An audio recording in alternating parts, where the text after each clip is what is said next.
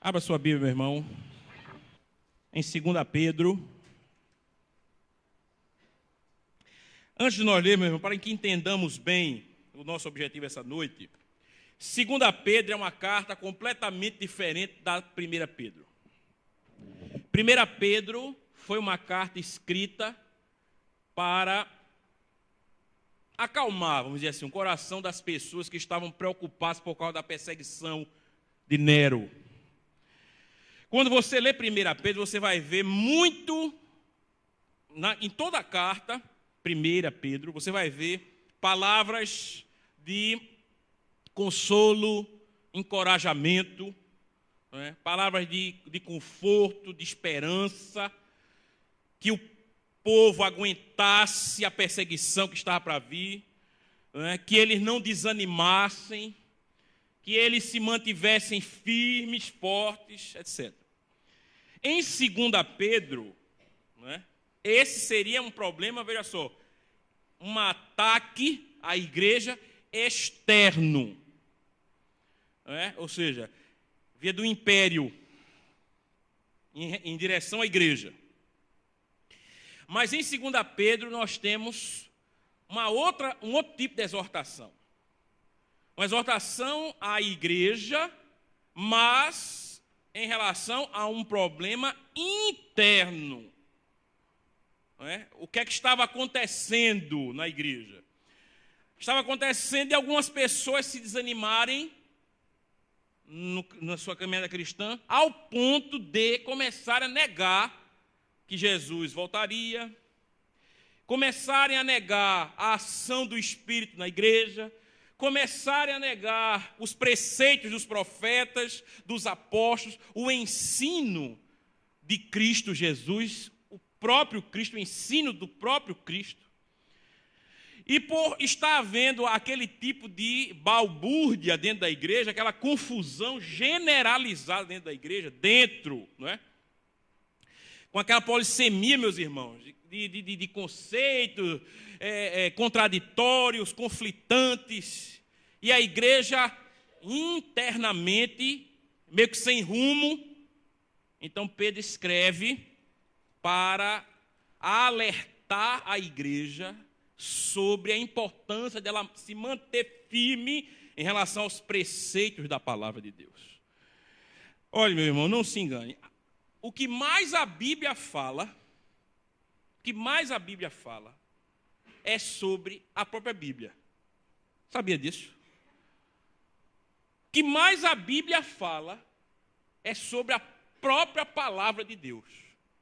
A palavra de Deus é o tema que está em maior destaque na Escritura. Se você pegar, por exemplo, o livro dos Salmos, que são 150 na nossa Bíblia, na Bíblia Católica são 151, porque eles dividiram um salmo. Mas é a mesma quantidade de salmos, certo?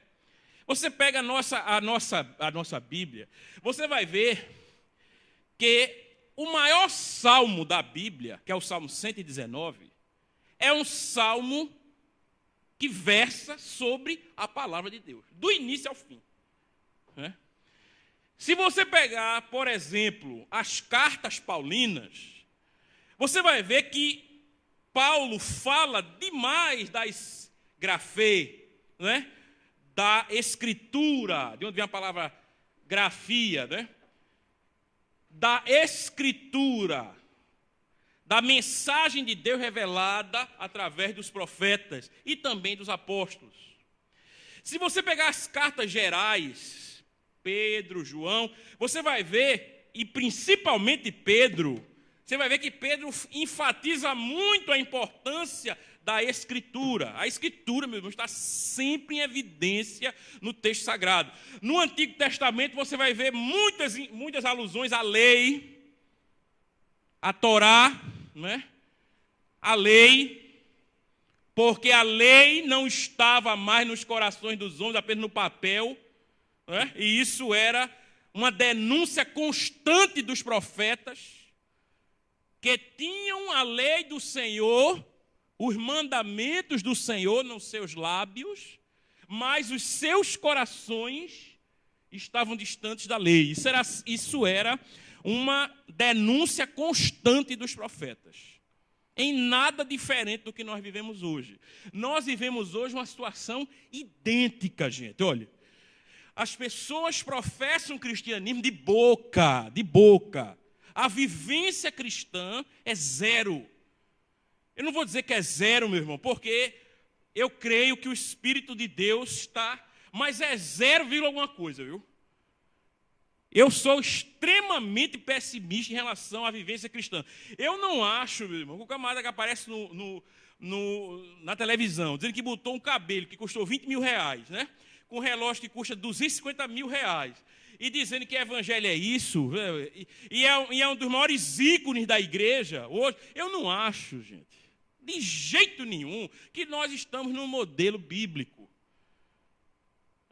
Você vai ver algumas igrejas por aí, o piso de mármore, as cadeiras de granito, detalhes de ouro dentro das igrejas, meu irmão. Enquanto que missões está sendo relegada a nada. Uma prova de que a nossa espiritualidade hoje é deficiente é a questão missionária. Esta é uma prova máxima. Olha, se Deus me desse 1 hora por semana numa rede nacional de televisão, jamais, meu irmão, escute bem o que eu estou dizendo, jamais eu iria para uma rede nacional de televisão falar do pastor Adriano. Mal, né? Falar mal compreende, meu irmão? Falar mal do pastor fulano, falar mal do não sei quem, falar mal do movimento não sei o quê. Meu amigo, com tanta ignorância, tanta desinformação, tanta falta, meus irmãos, de equilíbrio dentro da igreja, como é que eu vou pegar 1 hora por semana e vou meter o pau não sei quem, falar não sei quem, e não sei quem. Eu tenho que pregar a palavra, eu tenho que denunciar, sim, as coisas malignas que estão tomando conta da sociedade, mas na forma da pecaminosidade humana, meu irmão. Não é chegar na televisão para perder 1 hora de televisão, para falar bobagem, entendeu? Falar sobre venda de milagres e para meter o pau nos outros. Está errado, meus irmãos. Nós temos que aproveitar todos os momentos do nosso tempo para que os preceitos da palavra eles sejam propagados. Bendito seja o nome do Senhor. E não outra coisa. Mas o que está acontecendo por aí é isso, não é? E é por isso que nós estamos vendo essa nojeira aí, fora, autoproclamada de evangelho, e que não é evangelho coisa nenhuma. Mas as pessoas é que confundem, e quem tem boca fala o que quer. Mas 2 Pedro, meus irmãos, é uma carta escrita justamente para alertar a igreja quanto aos falsos tipos de liderança que existem. Aos falsos preceitos que estavam rondando a igreja. E é por isso que nós vamos ver textos pontuais, viu, em 2 Pedro, hoje à noite. É por isso que em 2 Pedro, capítulo 1,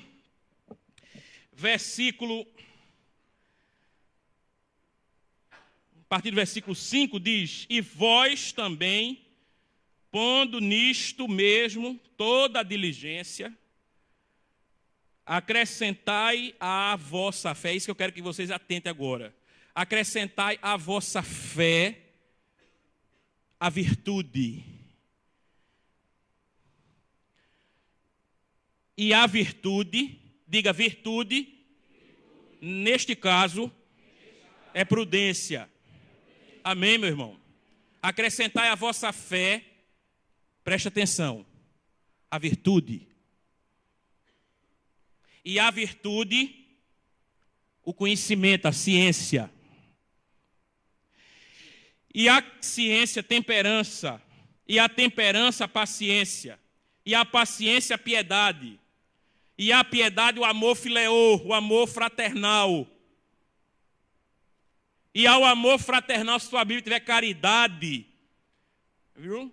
É por causa da tradução ruim das edições da nossa língua, que traduziram o amor sublime por chariz, de onde vem a palavra caridade. E aí é amor sublime. Mas o que eu quero chamar a sua atenção é que ele diz que a minha fé, primeiramente, eu devo acrescentar o quê? Virtude. E virtude, meus irmãos, se você não está entendendo, é o contrário de vício. Ou seja, a minha fé leva à liberdade. e não a prisões de existência. É por isso que é inadmissível um cristão do coração duro, tá certo? Da dura cerviz, da língua maledicente. É inadmissível. Apegado aos prazeres malévolos do mundo, à carnalidade, tem alguma coisa errada. Quando o cristão ele é preso à carnalidade e às malignidades efêmeras do mundo, ele não está associando virtude à sua fé. Ele pode até demonstrar que tem fé, mas ele não tem o demais. Observe. Pedro está dizendo, olhe, igreja, primeiramente vocês precisam saber que o cristão, o crente genuíno em Cristo Jesus, ele é aquele que tem somado, e você pode fazer essa leitura desse texto, a sua fé, a sua crença, a prudência, a virtude. E a virtude, e aqui o terceiro ponto, o conhecimento. Crente ou cristão que não busca conhecer mais de Deus, que não busca crescer no conhecimento de Deus, que é justamente a última palavra que Pedro vai falar nessa carta, antes crescer na graça e no conhecimento do nosso Senhor e Salvador Jesus Cristo. O cristão que não se aplica ao conhecimento do seu Senhor não é cristão, meu irmão. Não é cristão. Ele pode ser qualquer outra coisa. Ativista, amigo do evangelho, religioso, pode ser qualquer outra coisa, mas cristão genuíno não é. Porque se eu sei que eu tenho um Senhor sobre minha vida, eu me aplico a conhecê-lo mais a cada dia. Não é manter um relacionamento de amor à distância, porque isso não existe, viu, gente? Isso é uma coisa da modernidade, né? Eu não acredito de jeito nenhum. Não, eu conheci ela na internet, e noivei na internet, e me casei na internet, e hoje a gente vive o nosso relacionamento marital pela internet. Eu não acredito num negócio desse. De jeito nenhum, isso é conversa para boi dormir. Aquele que ama conhece. Tanto é que a palavra bíblica para o sexo entre marido e mulher é conheceu fulano, sua esposa. Conheceu. A mesma coisa é Deus conosco. Romanos 8, 29 e 30. Os que de antemão conheceu. Deus nos conhece intimamente. Nós precisamos conhecê-lo intimamente também. E é por isso que ele diz, a sua virtude, ali some ciência, conhecimento. E ele vai dizer, e ao conhecimento, temperança, equilíbrio, viu, meu irmão? Equilíbrio. Equilíbrio para saber ouvir e falar, né? Equilíbrio para saber viver, para saber dizer sim e não. Muitas vezes estamos vivendo como desequilibrados, porque quem não vive equilibrado é desequilibrado. Justamente porque nos falta temperança. A gente não sabe dizer nem sim nem não. Diz não demais ou sim demais. Preste atenção, viu? Fala quando não deve e ouve quando não deve. Não é? Quando deve falar, não fala. A temperança é equilíbrio. E a temperança, a paciência. E a paciência, a piedade. E a piedade, o amor fraternal. E ao amor fraternal, o amor sublime, que é traduzido aí por caridade. Então, essas são prerrogativas da igreja, meus irmãos. Que a igreja deve ter para que ela possa vencer quaisquer desafios internos. Como é que uma igreja ela é vista espiritualmente? Veja que aqui em lugar nenhum Pedro falou de milagre. Nem de dons espirituais, pelo que eu tanto prezo. Mas falou daquilo que constitui o cristão. E eu prezo os dons espirituais, viu, meu irmão? E os milagres, e a profecia. Mas a substancialidade do cristão não consiste nessas manifestações. Antes, a essência do cristão consiste em ele aliar a sua fé a virtude. Tá certo? E assim sucessivamente, até chegar no amor sublime. Isso é o que faz do cristão genuinamente um discípulo de Cristo. Assim seria mais fácil se identificar com quaisquer problemas. Mas olha o que estava acontecendo na igreja, viu? Na igreja de maneira geral, né? Versículo 20 do capítulo 1, ele ainda diz: sabendo primeiramente isto, que nenhuma profecia da Escritura é de particular interpretação. Porque a profecia nunca foi produzida por vontade de homens, de homem algum, mas os homens santos de Deus falaram inspirados, diga inspirado, é soprado pelo Espírito Santo. Amém, meu irmão? Inspirado é como se Deus soprasse e os homens recebessem aquele fôlego que veio de Deus. É isso que quer dizer inspiração. Deus está soprando e os homens estão recebendo o fôlego, como Adão recebeu o fôlego da vida, de acordo com Gênesis. Inspiração é um ato espiritual, viu? Então a profecia, e aí grafeu, escritura, é o Antigo Testamento, e aquilo que já nos dias de Pedro, no Novo Testamento era considerado escritura. Pedro vai falar sobre as demais escrituras, as cartas de Paulo. As cartas de Paulo no Novo Testamento já eram consideradas em equivalência, em igual posição com o Antigo Testamento. Veja só, já nos dias dos apóstolos, os apóstolos vivos, eles já consideravam alguns escritos do Novo Testamento tão válidos, espiritualmente falando, quanto dos antigos, quanto do Antigo Testamento. E ele está querendo dizer, olha, não pense que a Escritura é de particular elucidação, mas é produto principal de Deus. Os homens são instrumentos. Logo, meus irmãos, a estima que a igreja deve ter pela Escritura é a mais elevada possível, meu irmão. Não é a menos elevada, mas a mais elevada possível.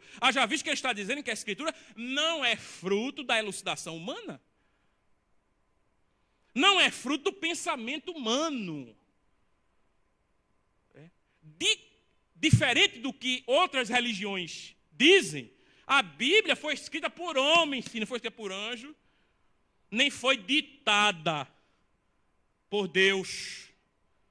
Certo? Algumas passagens, sim, mas a Bíblia, de uma maneira geral e grosso modo, a Bíblia ela é inspirada por Deus. Uma vez uma pessoa disse para mim, eu não acredito na Bíblia, professor, eu não acredito na Bíblia porque a Bíblia foi escrita por homens. Eu disse, meu irmão, é por causa disso que eu acredito nela? Porque foi escrita por homens? Eu não acreditaria se alguém tivesse dito que a Bíblia caiu do céu. Bum, né? Se um anjo apareceu e escreveu a Bíblia, aí eu teria muito mais dúvidas. Mas porque foi escrita por homem, é por isso que eu acredito nela. Outra coisa, qual é o registro que você conhece de um povo que fala mais das deficiências do povo do que da virtude desse? Você conhece alguma? Como a Bíblia, eu não conheço. É por isso que eu acredito na Bíblia. Quando o povo de Deus errava, os escritores denunciavam os erros, as misérias, as fraquezas do povo. Não é só coisa boa, não. É por isso também que eu acredito na Escritura, meu irmão. Porque se fosse um livro de propaganda religiosa, só falava do que é bom. Em Israel todo mundo era perfeito. Mas tem uma coisa que a Bíblia gosta de ressaltar para os seus leitores, é a fraqueza e limitação humanas. Bendito seja o nome do Senhor. Por quê? Porque só Ele é perfeito, aleluia. Só Deus é perfeito, meu irmão. Nem a igreja, viu? Olha, presta atenção, nem a igreja, que Paulo vai chamar de coluna e baluarte da verdade, nem a igreja está livre, né, das falhas humanas. Isso está presente em Atos, nos Evangelhos, nas cartas, todo canto. E aqui está uma outra advertência, a partir do capítulo 2, mostrando como há falhas na igreja. capítulo 2, ele diz assim: e também houve entre o povo falsos profetas, como entre vós haverá também falsos mestres ou doutores, que introduzirão encobertamente heresias de perdição e negarão o Senhor que os resgatou, trazendo sobre si mesmos repentina destruição.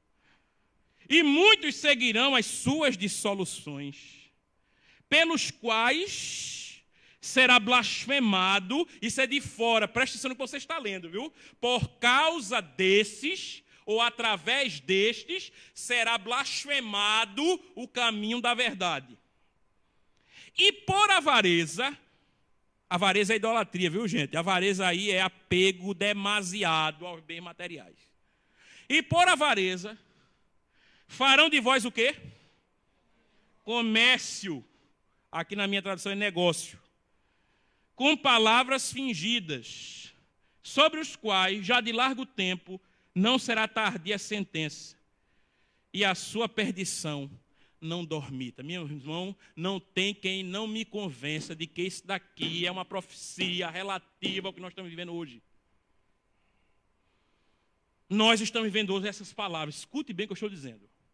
Nós estamos vivendo hoje essas palavras de 2 Pedro, capítulo 2, versículo 1 ao 3. Hoje.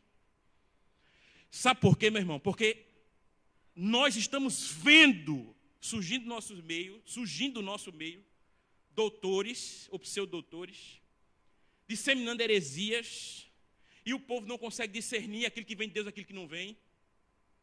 Confunde retórica com Bíblia, né, meu irmão? Confunde retórica com espiritualidade. Confunde muitas vezes contundência com espiritualidade, veemência com espiritualidade, tem nada a ver uma coisa com a outra.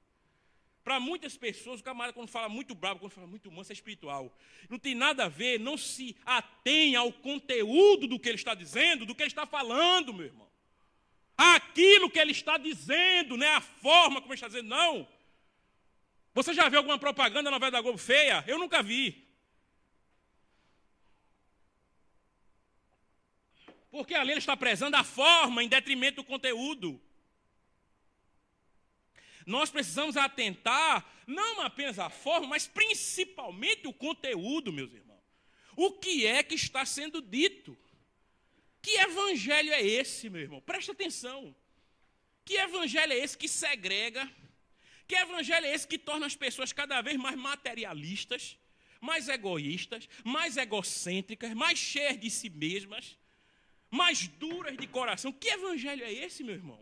Que faz com que as pessoas vão para a igreja somente atrás de bênçãos. Que evangelho é esse?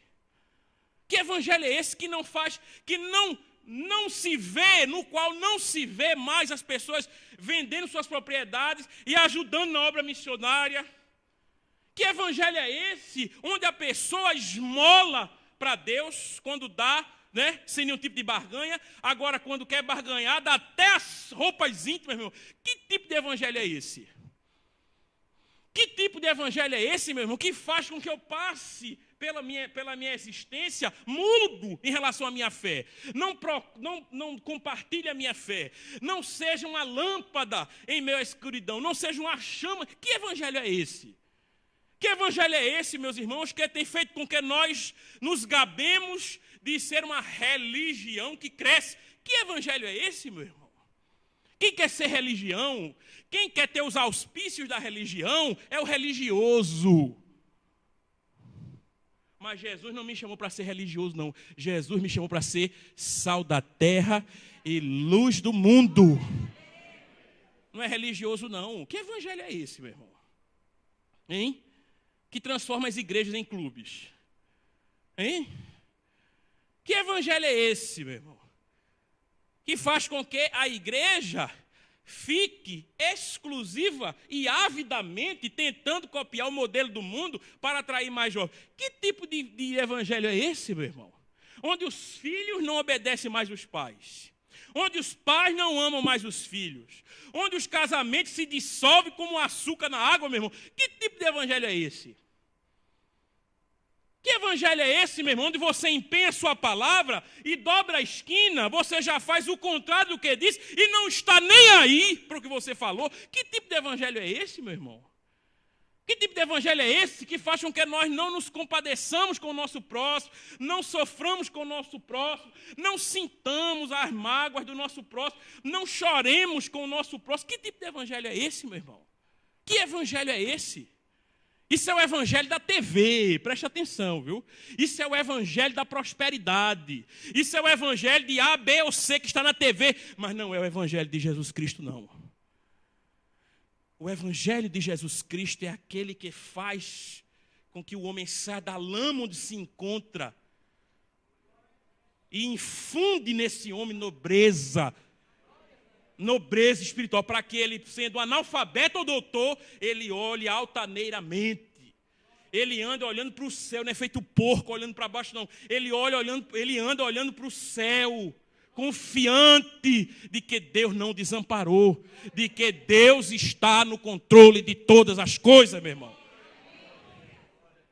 Ele pode ter um PhD ou não saber nem desenhar o nome, não importa. É aquilo que infunde nobreza no homem, que transforma o caráter do homem, que faz do imprudente prudente, do mentiroso um verdadeiro, do ladrão um honesto, do homem que trai, que mente, do sórdido uma pessoa de bem. Bendito seja o nome do Senhor, meu irmão. Um novo homem, uma nova criatura. Isso é o evangelho, mas não é o que nós temos visto, meu irmão. Evangelho é o que faz aliança entre o homem caído e o Deus soberano. Eu tenho uma aliança que Deus fez comigo. Bendito seja o nome do Senhor. E Paulo vai dizer, olha, ainda que nós sejamos infiéis, ele permanece fiel. Não pode negar-se a si mesmo. Eu sei que essa aliança eu tenho com ele é eterna. Mas a igreja não estava atenta aos falsos profetas que entrariam, né, conforme está predito aqui por Pedro. Versículo 21 do capítulo 2, ele diz, porque melhor lhes fora não conhecerem o caminho da justiça, do que conhecendo-o, desviarem-se do santo mandamento que lhes fora dado. É melhor que nunca tivesse conhecimento, viu, irmão? Do que se desviar.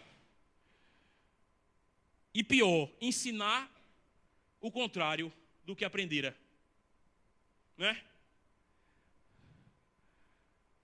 Me permita dizer, meu irmão, mas eu nunca vou entender, olha, eu nunca vou entender aqui, nunca eu vou entender, e eu não sou menino, tá certo? Se tem uma coisa que eu não sou é menino, nem o pastor Adriano, eu não sou menino, eu nunca vou entender um posicionamento daquele de Cida Malafaia, nunca vou entender, nunca, aquilo é conversa para boi dormir, porque ele pregou coisas completamente conflitantes. Entendeu? Ele chegou para denunciar a teoria da prosperidade. E o camarada hoje veste a camisa da teoria da prosperidade, meu irmão. E depois diz que pregou a mesma coisa, é porque está me chamando de idiota. Está me chamando de imbecil, de idiota, de alienado. Que é isso, meus irmãos? Isso precisa ser denunciado. Isso precisa ser denunciado, porque ele se levantou na televisão para pregar contra a teoria da prosperidade, sim. E agora sobe na televisão para se gabar que botou um cabelo de 20 mil reais, que tem Rolex de 250 mil reais no bolso, e para dizer que pregava a mesma coisa. O que é isso, meu irmão? Esse é o tipo de liderança que o Brasil tem evangélica, viu? Que está orquestrando a política com os evangélicos, que está dirigindo os caminhos da igreja no nosso país, esse tipo de coisa, né? Foi para a televisão essa semana para elogiar a Igreja Mundial do Poder de Deus e a Igreja Universal do Poder de Deus, meu irmão? Do Reino de Deus? Que tipo de evangelho é esse? Para elogiar a Igreja Mundial do Poder de Deus e a Igreja Universal do Poder de Deus? O camarada chega na televisão e diz, estão me acusando de ser um falsário, estelionatário, estou me acusando disso, como disse o presidente aí da Igreja Mundial do Poder de Deus. Filma aí, filma. Estão dizendo que eu sonego imposto de renda e sonega mesmo. Agora mostra o povo aqui, aí mostraram o povo.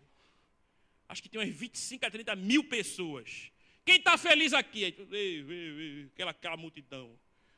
O que importa é isso, é que o povo está feliz. Está aí na televisão, meu irmão. Está aí na televisão. O que importa é isso, é que o povo está feliz. Isso é que importa. Aquilo não é um recado para mim e para você, não. É um recado para político, meu irmão. Aquilo é um recado para os políticos. Não mexa comigo, não. Porque, olha aí, olha, o povo está na minha mão. Viu? Eu direciono para onde eu quero aqui. Aquilo não é um recado para nós, é um recado para as autoridades. E a gente está com esse tipo de liderança? Não, meu irmão. Sobre esses homens virá repentina destruição, viu? Porque estão negando o Deus que lhes resgatou. Pois estão negando a verdade simples e libertadora do Evangelho. Trazendo os seres humanos para um tipo de cadeia pior. Uma cadeia existencial, meu irmão, baseada no materialismo. Presta atenção, viu, gente? Uma cadeia existencial baseada no materialismo, no egoísmo, na ambição humana, no querer, na felicidade em função do ter, ao invés do ser. As pessoas se esqueceram de ser cristãs para terem. Esqueceram de ser melhores cristãos para terem mais, para terem seus sonhos realizados. Ô, meu irmão, isso é conversa de mundo. Bendito seja o nome do Senhor, porque nós estamos denunciando isso e Deus quer que você tenha algo muito mais precioso do que qualquer concretização de sonho teu. Deus quer que você tenha a Ele mesmo. Bendito seja o nome do Senhor. Eu não quero, meu irmão, ter meus sonhos. Claro que eu tenho sonho, meu irmão. Mas minha espiritualidade é em função disso. Minha espiritualidade é em função do servir àquele que era, que é e que sempre será. Aquele que deu a vida dele por mim. Você está aqui hoje sentado aí, meu irmão. Porque Jesus deu a vida dele por você. Você tem uma esperança hoje, viu? Não é porque a Caixa Econômica Federal está dando mais crédito, não. Você tem uma esperança hoje, é porque Jesus morreu por você. Jesus, presta atenção, olha para mim, não olha para cá não, nem olha para celular não, meu irmão. Jesus morreu por você. Jesus morreu por nós, meu irmão. Que brincadeira é essa que nós estamos vivendo hoje em dia, gente? Que palhaçada é essa que nós estamos vivendo hoje em dia? Isso é uma palhaçada, meu irmão. Isso é uma brincadeira, isso é uma piada. Olha só o que é que Pedro diz mais. Amados, escrevo-vos agora esta segunda carta, capítulo 3, em ambas as quais desperto com exortação o vosso ânimo sincero, para que vos lembreis das palavras que primeiramente foram ditas pelos santos profetas e do nosso mandamento como apóstolos do Senhor e Salvador. Aqui que eu lhes disse, a palavra dos profetas e a palavra dos apóstolos. Sabendo, primeiro isto, que nos últimos dias virão escarnecedores, andando segundo as suas próprias concupiscências, e dizendo, onde está a promessa da sua vinda? Porque desde que os pais dormiram, todas as coisas permanecem como desde o princípio da criação. Eles voluntariamente ignoram isto, que pela palavra de Deus, já desde a antiguidade, existiram os céus e a terra, que foi tirada da água e no meio da água subsiste, pelas quais coisas apareceu o mundo de então, coberto com as águas do dilúvio. Mas os céus e a terra que agora existem pela mesma palavra se reservam como tesouro e se guardam para o fogo até o dia do juízo e da perdição dos homens ímpios. Mas, amados, não ignoreis uma coisa, que um dia para o Senhor é como 1000 anos, e 1000 anos como um dia. O Senhor não retarda a sua promessa, ainda que alguns a têm por tardia, mas é longânimo para conosco, não querendo que alguns se percam, senão que todos venham a arrepender-se. Aleluia.